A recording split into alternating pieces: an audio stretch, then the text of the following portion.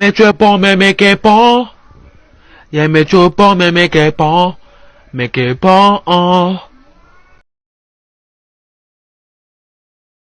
Pasangan ini, untuk bersembunyi dari bom atom. Mereka membangun tempat berlindung di bawah tanah. Rumah mereka di tanah meledak tepat setelah mereka berdua masuk. Tampaknya serangan bom nuklir benar-benar terjadi. Untuk menghindari radiasi nuklir, suaminya adalah seorang ilmuwan. Bawa semua orang ke ruang aman di mana dia sudah mengatur waktunya. Setelah 35 tahun, pintu baru bisa dibuka. Tetapi mereka tidak tahu bahwa ledakan itu bukan nuklir, tetapi kecelakaan pesawat. Istrinya sedang hamil. Setelah itu, dia memberi nama anaknya Adam. Jadi seperti ini Adam dilahirkan dan dibesarkan di area terlarang. Ada banyak utilitas di tempat penampungan ini. Selain kebutuhan untuk keperluan sehari-hari yang cukup untuk 35 tahun. Bahkan dilengkapi dengan ekosistem yang menarik. Untuk kegiatan santai mereka bisa memancing, menanam. Sang istri bahkan bisa berbelanja di gudang. Mereka berdoa bersama sebelum makan. Bersama-sama menonton film setelah makan malam. Meskipun mereka tinggal di bawah tanah dan terisolasi dengan dunia luar. Tetapi mereka masih hidup dengan sangat bahagia dan memuaskan. Sang ibu mengajari Adam cara etiket dan menari.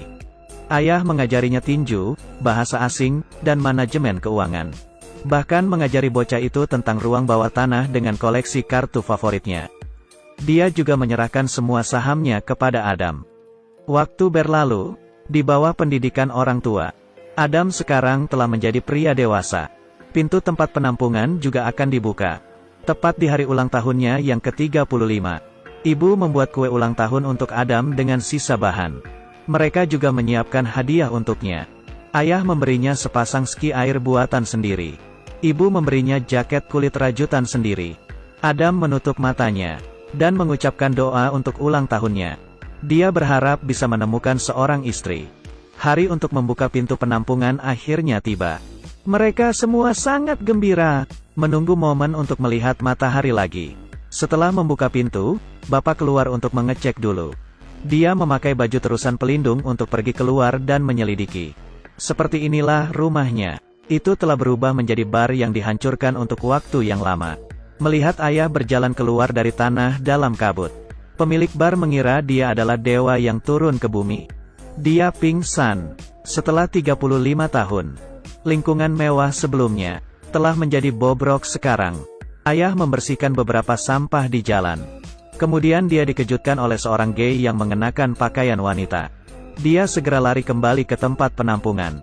Memberitahu istri dan Adam tentang situasi mengerikan di luar. Dan menyuruh mereka untuk tidak keluar. Tapi sang ibu sudah muak dengan kehidupan seperti ini.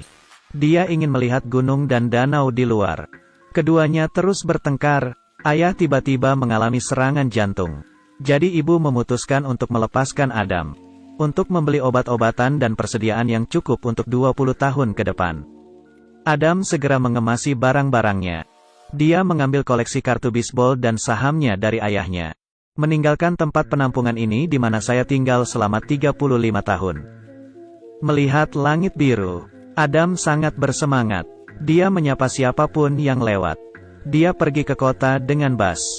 Datang ke toko koleksi. Dia ingin menjual koleksi kartu dasar yang diberikan ayah kepadanya dengan imbalan sejumlah uang untuk dibelanjakan. Bos melihat koleksi kartu bisbol White Owl yang lama. Dia langsung tertegun. Karena koleksi kartu baseball retro ini sangat berharga untuk saat ini. Tetapi bos merasakannya. Adam sepertinya tidak tahu tentang nilainya.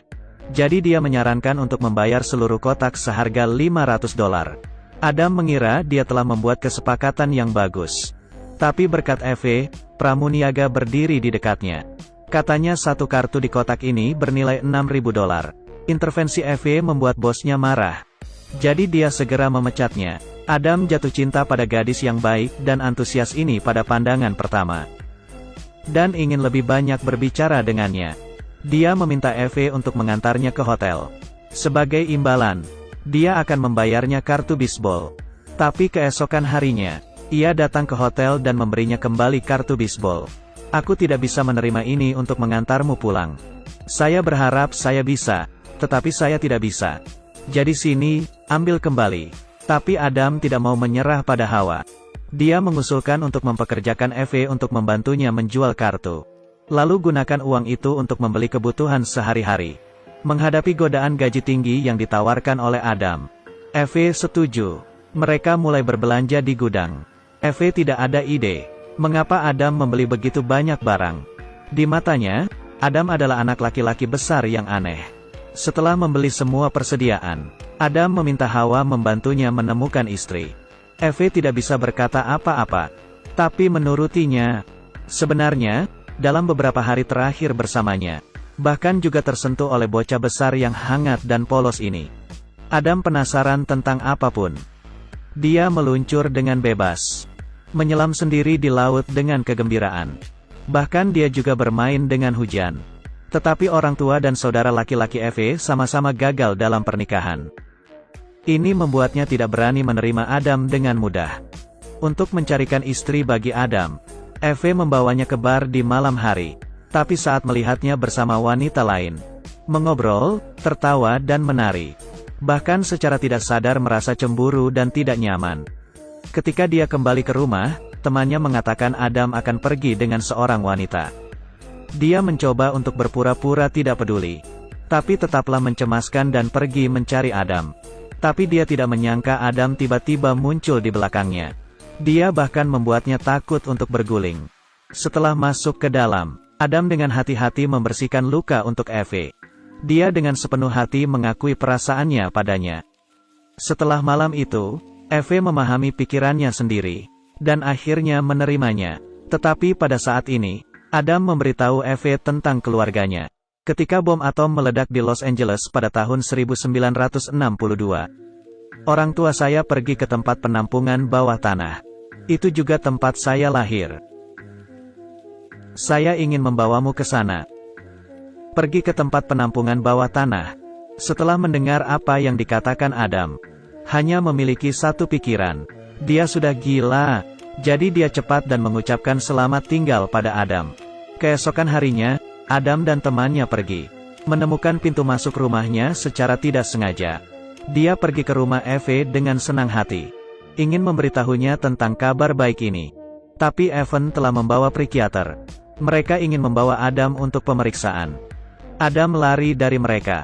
Sebelum pergi, dia juga memberikan semua kartu bisbol yang tersisa kepada Eve. Adam akhirnya kembali ke rumah. Bertemu dengan orang tuanya. Dan dengan bantuan penjaga bar di atas, mengumpulkan orang untuk membantunya membawa persediaan yang dibeli dari gudang. Dan teman Eve juga ditemukan. Saham yang ditinggalkan Adam bernilai 10 juta US, dan barang-barang yang digunakan Adam juga diproduksi 35 tahun yang lalu. Mereka mulai percaya, apa yang dikatakan Adam mungkin benar. Jadi mereka memutuskan untuk menemukan Adam. Tapi ini seperti menemukan jarum di tumpukan jerami. Keduanya tidak mendapat apa-apa dan merasa frustrasi. Eve dengan putus asa melihat orang-orang berjalan. Dia tidak tahu apakah dia bisa bertemu Adam lagi di masa depan. Dia merasa sangat sedih. Pada saat ini, Adam muncul di seberang jalan. Dia segera keluar dari mobil, memeluk dan menciumnya erat. Begitu saja, Adam membawa Eve ke tempat penampungan bawah tanah. Ibu menyambut Eve dengan hangat. Ayah, di sisi lain, diam-diam mengajari Adam beberapa pengetahuan yang diperlukan, agar orang tua lebih beradaptasi dengan kehidupan luar. Adam menukar beberapa saham dan kartu bisbol dengan uang, mulai berinvestasi di berbagai industri, dan membangun rumah besar di pinggiran. Sampai semuanya beres, dia membawa orang tuanya dari ruang bawah tanah ke rumah besar di pinggiran kota. Adam ingin memberi mereka waktu untuk beradaptasi dengan dunia luar. Dan sejujurnya tidak ada serangan bom nuklir sama sekali. Ibu senang melihat langit lagi. Sebagai seorang ilmuwan, ayah masih skeptis tentang segala hal di luar. Saat ibu sibuk dengan masakannya, dia diam-diam mengukur ukuran halaman, merencanakan area untuk tempat penampungan berikutnya.